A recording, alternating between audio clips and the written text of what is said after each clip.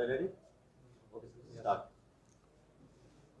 Covid का हमारे 2 सालों से हम उसके साथ स्ट्रगल कर रहे हैं और पूरी एडमिनिस्ट्रेशन, पूरी हमारी यूटी, हर स्टेक होल्डर, चाहे वो मीडिया हो, रिप्रेजेंटेटिव हो, जनरल पब्लिक हो, हमारे लिए सबसे बड़ी परेशानी और सबसे बड़ा चैलेंज कोविड रहा है।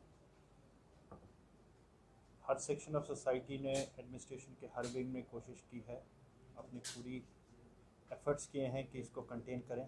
जिस तरह के मेजर्स लेने चाहिए तो उस तरह पूरी कोशिश की गई है। सबसे इम्पोर्टेंट इस समय हमारे लिए यही है कि जनरल पब्लिक और सारे हम जो इन्वॉल्व हैं, हम कोविड अप्रोप्रिएट बिहेवियर का पालन करें। उसके लिए एक ये हैबिट हमारी बन रही है, कई जगह अभी भी ये हैबिट नहीं बनी है, जिसकी वजह से जो थर्ड वेव की हम बात कर रहे हैं उसको हमें डिफीट करना है। उसके लिए बड़ा इम्पोर्टेंट है कि हम मास्किंग ज़रूर पहनें, सोशल डिस्टेंसेस रखें, और जो गवर्नमेंट ने हमारे पास सीलिंग फिक्स की है, सबसे इम्पोर्टेंट सीलिंग फिक्स की है 25 की तादाद से ज़्यादा। जहाँ भी इम्पोर्टेंट अगर कहीं ज़रूरत है, वैसे तो अवॉइड करनी है, अगर जहाँ पे भी अगर ज़रूरत पड़ती है कोई गैदरिंग की या किसी बड़ा इंपॉर्टेंट इवेंट है या कुछ ऐसी चीज़ है, वो 25 से एक भी लोग हो, ज़्यादा ना हो। उसके लिए लोगों को भी इंश्योर करना है ये चीज़ें हो, और हमारी एडमिनिस्ट्रेशन की तरफ से भी हमारी इन्फोर्समेंट रहेगी। बाकी दुकानों पे, पब्लिक प्लेसेस पे कोशिश की जाए जनरल पब्लिक की कम गैदर हो। अगर जाएं भी, ज़रूरी सामान के लिए जाना है उनको, तो जाके वापस आ जाएं। इकट्ठे मत होइए, अननेसेसरी रोम अराउंड मत करिए, क्योंकि जिस हिसाब से मल्टीप्लाई होता है, जब गैदरिंग इकट्ठी होती है उससे ज़्यादा मल्टीप्लाई होता है, उससे ज़्यादा दिक्कत आती है। तो मेरी सभी जनरल पब्लिक से सभी अपील है कि हम लोग इस चीज़ का पालन करें। ऐसी नौबत ना आए कि हमें स्ट्रिक्ट कदम इख्तियार करने पड़े, क्योंकि इन्फोर्समेंट बड़ी ज़रूरी है। अगर हमारा नॉर्मल बिहेवियर से नहीं हो रहा तो हमें इन्फोर्समेंट स्ट्रिक्ट होगी आने वाले दिनों में।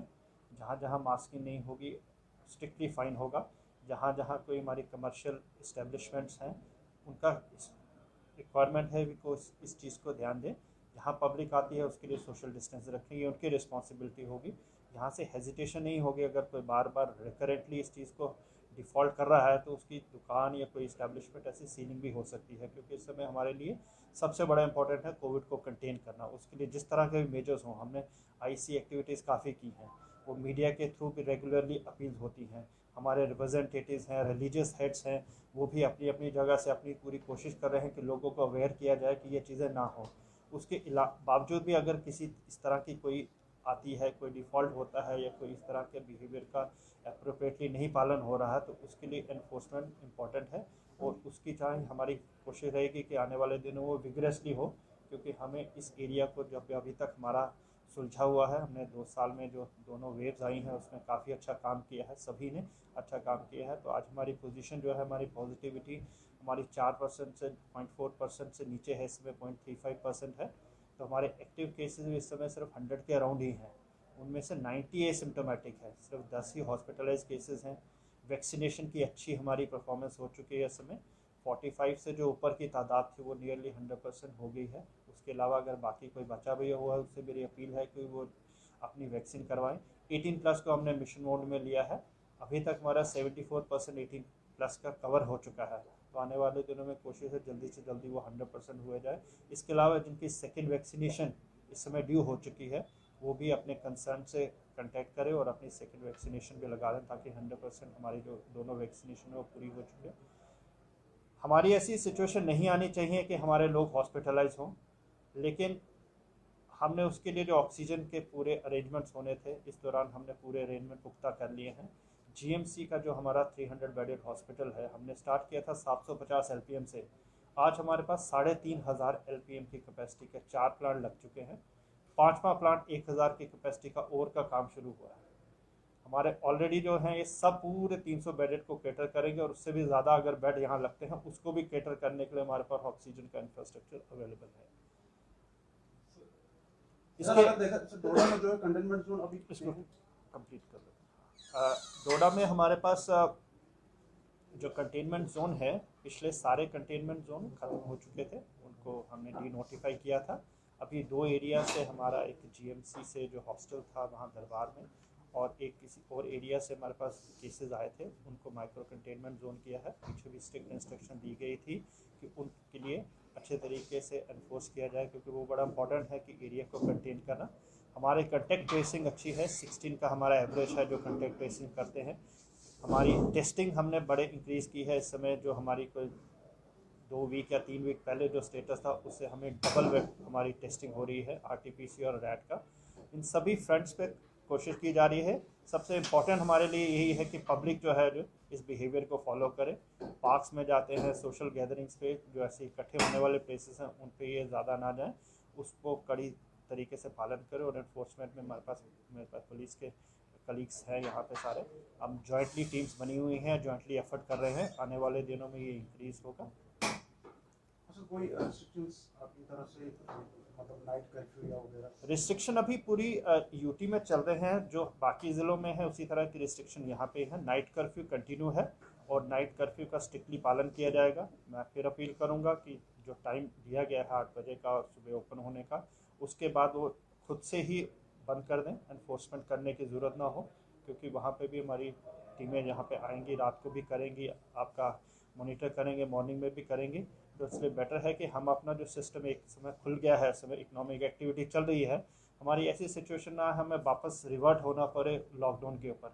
तो वो बड़ा इंपॉर्टेंट है, क्योंकि अगर हम इस चीज़ को पूरे अच्छे तरीके से जो सोशल नॉर्म्स है उस चीज़ को फॉलो करें। सर, जो हमारे पास एक्टिव केसेस हैं, क्या उनमें कोई डेल्टा वेरिएंट का भी है यहाँ पे केस के? वो पुराने ही अभी जो डेल्टा वेरिएंट तो है यहाँ पे, डेल्टा वेरिएंट है हमारी डेल्टा यूटी प्लस। में। डेल्टा वेरिएंट इस समय आया है, डेल्टा प्लस वेरिएंट नहीं है, लेकिन डेल्टा वेरिएंट इस समय है।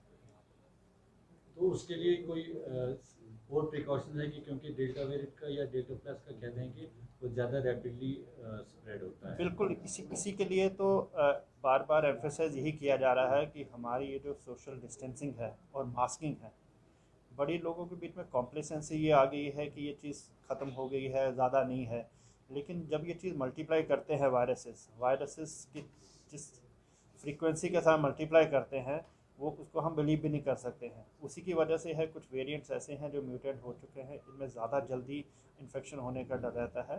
तो लोगों के वही 3 चीज़ें इंपॉर्टेंट है, आपकी सोशल गैदरिंग में रिस्ट्रेन करें और मास्क पहनें, और कम से कम कोशिश हो कि आप गैदरिंग में ना इकट्ठा हो। सर, ये जो एमबीबीएस के बच्चे जो पॉजिटिव आए थे, एक तो पहले ही जीएमसी अभी यहाँ पे लेट शुरू हुआ था जब पहला बैच था, तो क्या उनने कोई ऐसे बिहेवियर्स नहीं अपनाए थे कि वहाँ पे जो बाहर से पहले स्टूडेंट्स आ रहे हैं उनको टेस्टिंग की जाए, उनको वैक्सीनेशन की जाए? उनमें से बहुत सारे लोगों ने अभी तक वैक्सीनेशन भी नहीं की, और उसकी वजह से क्या वही रीज़न रहा वैक्सीनेशन नहीं करना और उनकी टेस्टिंग नहीं हुई आने पे, और फिर वो नहीं, उनकी एकदम तो से उनके- टेस्टिंग होती है, वो ऑलरेडी यहाँ पे थे, और क्योंकि इन्फेक्शन है, क्योंकि उनके कॉलेजेस खुल गए थे फिर से, तो कॉलेज जब खुलते हैं तो वही इंपॉर्टेंट रहता है कि इन्फेक्शन होने के चांसेस आते हैं, क्योंकि उनका कंटेक्ट हॉस्पिटल या ऐसी इशू में होता है। क्योंकि ये हमारे वॉरियर्स हैं, ये सारी चीज़ें हैं, मेडिकल के खास पर ज़्यादा ससेप्टेबल होते हैं इन चीज़ों के लिए, क्योंकि उनको हॉस्पिटल भी जाना होता है, पेशेंट्स के साथ भी मिलना होता है। तो उस केस में जो हमारा एक लड़का जैसे पाया गया था हमारा यहाँ जीएमसी में, तो इमीडिएटली हमारा कोशिश यही रहती है कि जो कॉन्टैक्ट ट्रेसिंग उसके साथ हो उसको 100% कवर करें।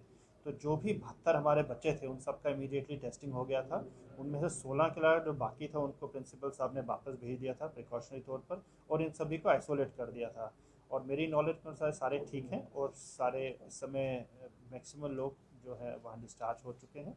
तो मेन यही रहता है कि इनको कंटेनमेंट जोन बनाया जाए और आगे ताकि इन्फेक्शन ना फैले। तो सर, मैरिजेस जो है लोगों के हो रही हैं, रिलेटिव्स की मैरिजेस वगैरह, शादियाँ हो रही, तो उनके लिए कोई परमिशन वगैरह? इसके लिए परमिशन उनको इन्फॉर्म करना है, लाजमी है अपने एग्जीक्यूटिव मजिस्ट्रेट को, नियरेस्ट तहसीलदार, नायब तहसीलदार को इन्फॉर्म कर दें कि ऐसी है, और 25 से ज़्यादा ना गैदरिंग करें, और 25 को भी ऐसे तरीके से करें ताकि सोशल डिस्टेंसेस सारे नॉर्म रहे। हमारे सबसे बड़ी प्रायोरिटी वो है, अगर कहीं से भी ऐसी कोताही होती है या इन चीज़ों का पालन किए तो उसको सख्ती से पेश किया जाए। सर, एक क्वेश्चन सर, पंचायत में आपने कोविड के लिए 6 बेडेड के लिए खोला हुआ था, उसके बाद अभी भी वो फंक्शन कर रहा है या वो बंद हो चुका है? क्या चीज़ है? कोविड केयर सेंटर जो थे हमारे पास, गवर्नमेंट ने एक नोबल मेजर था, ऐसे टाइम पे था जहाँ पे कॉन्सेप्ट उसका यही था कि जो होम आइसोलेशन हमने इस बार सेकेंड वेव में शुरू की थी।